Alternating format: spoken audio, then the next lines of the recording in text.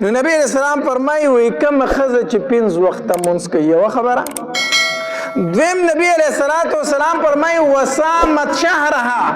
کومه ښځه چې د رمضان المبارک فرض روجي نیسي نفلي روجه چې ښځه نیسي په دې کې به تپوس د خاوند نه کوي. نفلي روجه چې ښځه نیسي خاوند نه به تپوس کوي چې حضرت زه روجه نیسم ستا اجازت شته او که نشته. خو فرض روجه کې د خاوند اجازت شرط نه ده، که خاوند پې خفه وي دا ښځه به فرض روجه نیسي. نبی علیہ السلام فرمایي ایما امرأة اذا صلت خمسها کومه ښځه چې 5 وخته لمونځ کوي، کومه ښځه چې څه کوي 5 وخته لمونځ کوي. دا لمونځ یې صرف په زنانه هم فرض دی که په نارینه هم فرض دی؟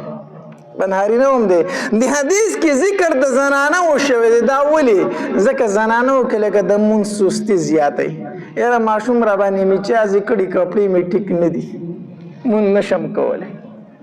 اکثر داسې خبرې پکې راځي. نو زنانو کې لکه د لمونځ کمزوري زیاتی. نو نبی علیہ السلام فرمایي کومه ښځه چې 5 وخته لمونځ کوي ای وروڼو لمونځ مه پرېږدئ، ښه لمونځ فرض عین دی. بلکې حدیث مبارک کې راځي من ترک الصلاة متعمدا فقد کفر چا چې قصدن یو لمونځ پرېښود دی کافر شو.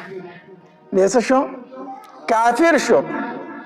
یو لمونځ یې پرېښود بغیر د عذره یې پرېښودو نو د بعضې ائمو مذهب دا دی د دی حدیث په بنا باندې وایي چې کله شادي شده دی نکاح یې ماته شوه چې نکاح یې ماته شو ملا به راولي دوباره به نکاح هم تړي او دوباره به ایمان هم راوړي.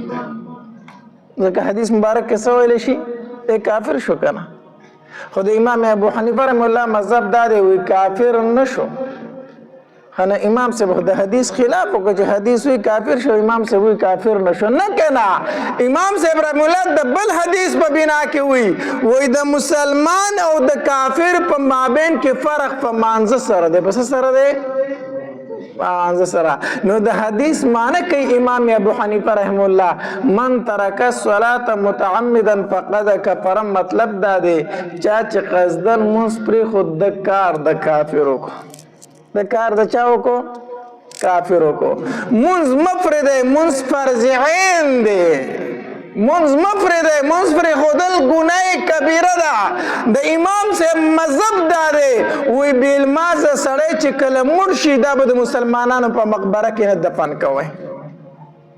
د امام صاحب مذهب دا دی چې کله بې لمانځه انسان مړ شي د دې په جنازه کې د نیکان خلک شرکت نه کوي. علماء لیکلي د بې لمانځه سړي قبر وسپړی مخ به یې د قبلې نه اوړېدلی، د ده مخ قبلې ته نه ټینګېږي. فرشتې چې راشي که نه د ده دا مخ د ړومبې د قبلې نه واړوي. وایي په ژوندانه دې قبلې ته نه و مخ کړی، اوس دې ولې مخ کړی دی؟ نو نبی علیہ السلام فرمایي وایي کومه ښځه چې 5 وخته لمونځ کوي یوه خبره. دویم نبی علیہ السلام فرمایي وصامت شهرها کومه ښځه چې د رمضان المبارک فرض روجي نیسي نفلي روجه چې ښځه نیسي په دې کې به تپوس د خاوند نه کوي. نفلي روجه چې ښځه نیسي خاوند نه به تپوس کوي چې حضرت زه روجه نیسم ستا اجازت شته او که نشته. خو فرض روجه کې د خاوند اجازت شرط نه ده، که خاوند پې خفه وي دا ښځه به فرض روجه نیسي. نو وصامت شهرها دویم چې کومه ښځه فرض روجي نیسي. دریم نبی علیہ السلام فرمایي واطاعت بعلها کومه ښځه چې د خاوند تابعداره ده. الله دې زمون خویندو او میندو له په دې ټکي باندې د عمل کولو توفیق ورکړي. کومه ښځه چې د خاوند تابعداره ده. ځکه ډېرې زنانه مې داسې لیدلي دي چې په ظاهر کې ډېرې نیکې حسابېږي، ډېر لمونځونه کوي، ډېر روجې نیسي، ډېر صدقات ورکوي، خو چې تپوس یې وکړي په کور کې د خپل خاوند خفه دی. کور کې د خاوندو حدیث مبارک کې راځي نبی علیہ السلام فرمایي وایي د کومې ښځې نه چې خاوند خفه الله د دې یو عبادت نه قبلوي. ته دې یوه نیکي د سر نه نه اوچتېږي، یوه نیکي هم د سر نه نه اوچتېږي چې کله دې نه خاوند خفه دا وایي زه روجې نیسم. زه ذکر کوم، زه وظیفې کوم، زه هم دا د یو هم نه قبلیږي. نو نبی علیہ الصلوۃ والسلام فرمایي د کمې ښځې نه چې خاوند رضا وي واطاعت بعلها د خاوند تابعداره ښځه ده. زه خپلو خویندو ته وایم، خپلو میندو ته وایم، ډېرو نفلي عباداتو ته ستاسو ضرورت نشته دی، د دې په ځای باندې توجه په خپل خاوند باندې ورکړه. ځکه چې کومه ښځه مړه شوه او د دې سره دا یو سرټیفیکیټ موجود و چې د دې نه خاوند رضا و، حدیث مبارک کې راځي نبی علیہ السلام فرمایي دا ښځه جنتي ده. چې دا مړه شو او خاوند ترې نه رضا و، دا ښځه څه ده؟ جنتي ده، جنتي. دې وجې نبی علیہ السلام فرمایي واطاعت بعلها، کومه ښځه چې د خاوند تابعداره ده، د خاوند تابعداره. نن سبا مسله دا راوتې ده، زنانه به خفه شي، خاوند به پرېږدي، د پلار کره به مرور کړي. داسې ده که نه ده؟ نو بیا به مولي صاحب ته ټلیفون وکړي، مولي صاحب ما له وظیفه راکړه چې زه هغه وظیفه کوم چې ما پسې مې خاوند راشي. زه ورته وایم اول د خاوند رضا که وروستو وظیفه کوه. چې کله ستا نه خاوند خفه دی نو ستا دا وظیفې قبلیږي نه، مونځ دې نه قبلیږي، روژه دې نه قبلیږي، وظیفه به دې د کوم طرفه قبول شي؟ الله حدیث مبارک کې راځي نبی علیہ الصلوۃ والسلام لره یو صحابي خپل لور راوسته، د لاس یې نیولې او نبی علیہ الصلوۃ والسلام به یې راوسته. وی د الله پاکه پیغمبره زما دا لور زما خبر نه مني. نبی علیہ الصلوۃ والسلام ورته فرمایل ته دې ته څه وایي چې دا نه مني؟ وی د الله پاکه پیغمبر زه د دې رشته کوم او دا انکار کوي. نبی علیہ السلام هغې جینۍ ته وفرمایل وی بچیا دا پلار چې درته څه وایي دا ومنه که نه؟ هغې ورته وفرمایل وی د الله پاکه پیغمبره زما دې په هغې ذات باندې قسم یې کوم ذات چې ته مونږ ته رښتینی پیغمبر رالیږلی یې، زه به در هغې پورې نکاح ونه کړم تر څو چې دې ما ته دا نه ویلي چې د خاوند په ښځه باندې څه حق دی، چې دا دې راته نه ویلي زه نکاح نه کوم.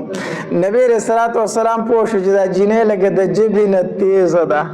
دا د ژبې نه څه ده؟ تیزه ده. نبی علیہ الصلوۃ والسلام ورته وفرمایل بیا واوره، وی کو چېرته د خاوند دا بدن د دانو ډک شي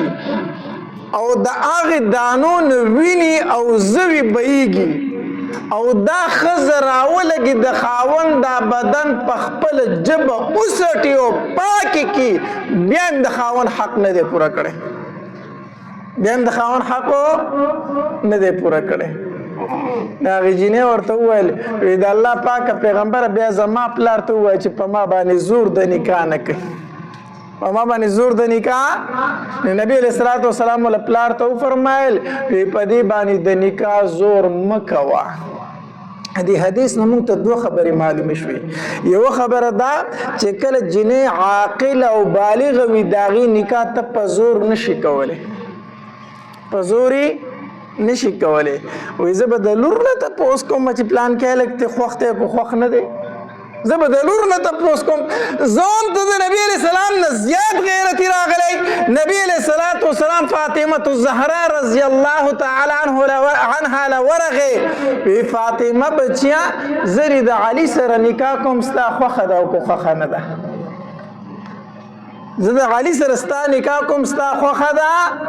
او که خوښه نه ده. نبی علیہ السلام د خپلې لور نه تپوس کوي په نکاح په ټایم کې، ته څوک چې د خپلې لور نه تپوس نه کوي؟ ته د نبی علیہ السلام نه زیات غیرتي راغلی. چې کله جنۍ عاقله ده بالغه ده او هغه د نکاح انکار کوي چې زه دا نکاح نه کومه، پلار دی په شل پیری بار په حجره کې وي مولوي صاحب د شل پیری وي چې پلانکی مې ورکړې ده او تا قبوله کړې ده هغوی ما قبوله کړې څه قبله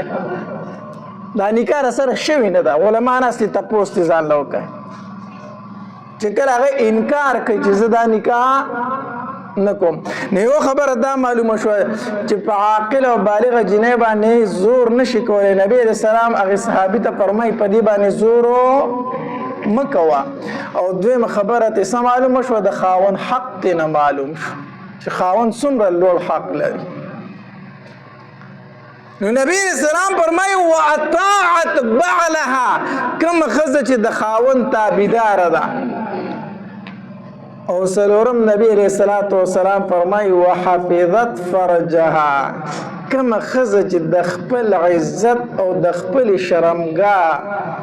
حفاظت کوي خاوني وي او کو نه وي دا د خپل عزت حفاظت کوي درنې کپڑے اچوي لغړي کپڑے نه اچوي ګوري کپڑے اچوي د خپل حیا او د عزت حفاظت کوي وای زما سره زما د جسم اول د الله او بیا زما د خاون امانت ده دا د خپل جسم حفاظت کوي نو نبی رسول الله دا نه فرمایي چې دا خزه جنتی ده څو کارونه شو څلور کوم خزه پنځه وخت مونږ کوي کوم خزه د رمضان مبارک روزې نیسي کوم خزه د خاوند تابعداري کوي او کوم خزه د خپل عزت حفاظت کوي څلور خبرې چې کوم خزه کوي نبی رسول الله دا نه فرمایي چې دا جنتی ده بلکې نبی علیه السلام فرمایي وای د جنت په اتو دروازو کې چې د دې کومه دروازه خوښه د باغې د داخله شي د جنت په اتو دروازو کې چې د دې کومه دروازه خوښه د باغې د څه شي حالانکه د جنت دروازې چې د هر چا دپاره ټولې نه وي کولاو د روژهدارو دپاره ځان له دروازه ده د ذاکرینو دپاره ځان له دروازه ده مخصوص دروازې به وي خو په کومه ښځه کې چې دا څلور خبرې موجود وي دې ته به د جنت اته واړه دروازې کولاوي چې په کومه دروازه ځي په هغې دې لاړه شي الله نو د ښځو لپاره جنت ګټل اسان شو ګران شو نو زه خپلو خویندو ته وایم خپلو میندو ته وایم چې کور ته ځئ دا څلور خبرې د ځان سره اوسئ د مونځ پابندي کوئ د رمضان مبارک فرض روزې نیسئ او د خاوند تابعداري کوئ او څلورم دا چې د خپل حیا او د عزت حفاظت کوئ دا څلور خبرې د ځان سره اوسئ او دا کم طالبات چې فارغ شو زه د دوی والدینو ته یوه خبره کول غواړم والدینو ته الله تبارک وتعالی عالمان بچیان در نصیب کړي بعضې بچیانې به پکې داسې وي چې د هغې رشتې به نه وي شوي د هغې والدینو ته وما چې د خپل عالم لور نکاح کوي نو د جاهل سره یې مه کوه د جاهل سره د هغې نکاح مه کوه ځکه د زرو په قدر باندې زرګر پوهېږي پوهېږې که نه نو چې کله تا عالم لور جاهل ته ورکړه هغه سره د دې د علم هېڅ حیثیت نشته دی بلکې د دې د علم به ضایع شي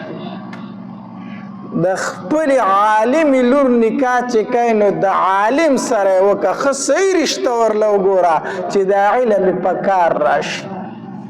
ځکه چې خاون هم عالم وي او ښځه هم عالمه وي دا چې د دین څومره کار کولی شي داسې بل سړی نشي کولی نو ما به د خبره پوه شو که پوه نه شو دی زه والدینو ته دا نصیحت کوم چې خپل عالمان بچیان جاهلانو ته مه ورکوئ ورنه د دوی علمونه ضایع کېږي ځکه په مونږ علاقه کې فاتح کېږو په دې معاشره کې فاتح کېږو ډېرې عالمانې مې ولیدي ډېرې حافظانې مې ولیدي چې جاهلانو ته واده شوي دي بیا چاته پته هم نه لګي چې دا عالم او حافظه ده او که نه ده دا علم یې ضایع کړی دی او دغې طالباتو ته یو نصیحت کوم طالباتو ته هم بچیانو تاسو کورونو ته ځئ تاسو چې ځئ د ځان سره د دې ځای نه حیا اوسئ عزت اوسئ درنې کپړې اوسئ کم کور ته چې لاړې هغه کور هغه ماحول د ځان سره بدل کړئ کم کور ته چې ځئ هغه کور په مدرسه باندې بدل کړئ چې د هغه کور په خوا باندې څوک تېرېږي په کوڅه کې خلکو ته پته لګي چې دې کور کې عالم واده شوی ده ځکه د قرآن چغې ترې راخیږي کورونه د ځان سره بدل کړئ دا تاسو ته نصیحت کوم زما بچیانو الله دا معاشره د لغړو جامو ډکه ده دا معاشره د بربندو کپړو ډکه ده زما بچیانو داسې کپړې استعمال کړئ چې په خپل کلي کې تاسو یو نمونه وګرځئ داسې درنې کپړې استعمال کړئ چې ستا مثال په کلي کې ورکیږي داسې لپټې په سرونو باندې واچوئ چې پته لګي چې دا د مدرسې نه راوتې طالبه ده ځکه تا قرآن ویلی دی تا حدیث ویلی دی تا د سینې ته ډېر یو دروند علم داخل کړی دی او تاسو د دې علم لایق وي ځکه الله درته در نصیب کو دا سینه چې الله د بخاري د احادیثو دپاره منتخب کوي که نه په دې کې الله څه لیدلي ځکه ورته د بخاري احادیث درنه کوي دې سینې ته چې الله د قرآن آیتونه درنه کوي که نه الله تبارک وتعالی په دې سینه کې څه لیدلي ځکه ورته خپل علم درنه کوي د قرآن آیتونه درنه کوي تاسو الله خوښې کړي وای په دې معاشره کې خپل علم درنه برباد نشي ګورئ کم کور ته چې لاړې شئ کو د پلار کور دی د پلار د کور نه مدرسه جوړه کا کو د خاوند کور دی د خاوند د کور نه مدرسه جوړه کا نو بچیانو دا علم او دا نصیحت د دې ځای نه ځان سره اوسئ بهرحال داسې مختصرې خبرې وي ډېر زیات بختور یئ چې ستاسو بچیانو نن د بخاري آخري حدیث په وایي ستاسو بچیانې به نن د بخاري آخري حدیث وایي ډېر بختور یئ نن به ستاسو کورونو ته عالمانې درځي زه هم قسم په الله چې تاسو څومره خوشحالي وکئ دا کمه ده څومره خوشحالي وکړئ دا کمه ده ستا په کور کې ګورئ د دې نه بله غټه خوشحالي راتلو والی نشته دی ستا په کور کې کو د کویدنې خوشحالي راځي یو څو ورځې به وي ختمه به شي ستا په کور کې کو د واده خوشحالي راځي یو څو ورځې به وي ختمه به شي الله دې کور ته نن داسې خوشحالي دروسته چې نن هم خوشحالی په قبر کې به هم خوشحالی په میدان محشر کې به هم په دې خوشحالۍ باندې خوشحالی په هغه ورځ به ډېره خوشحالۍ چې دا لور دې راشي او الله تبارک وتعالی ته وفرمایي الله دا زما بابا دی تا ماته وویل چې مور او پلار به ځان سره جنت ته بیایي الله زه به داسې جنت څه کوم چې زما بابا جهنم ته ځي نو حدیث مبارک کې راځي وی دا به سپارش کوي الله به سپارش قبلي په هغه ورځ به ډېر خوشحالۍ نن ستا لور ته لپټه په سر کېږي چادر پوشي کېږي په هغه ورځ باندې به د تم په سر باندې لاس کېږي چې بچې ما لویه ګټه کړې چې په تا مې علم کړی دی ستاسو د ټولو دې مبارک شي دا ځخرته بیانات اوریدلو لپاره زموږ یوټیوب چینل واجد اسلامیک سټوډیو سبسکرایب کړئ په دې به تاسو ته ان شاء الله العزیز ښایسته واقعګانې او بیانات ملاویږي او د غنټې د نشان در سره کلیک کړئ تاسو ته آینده نوې ویډیوګانې مخې ته راځي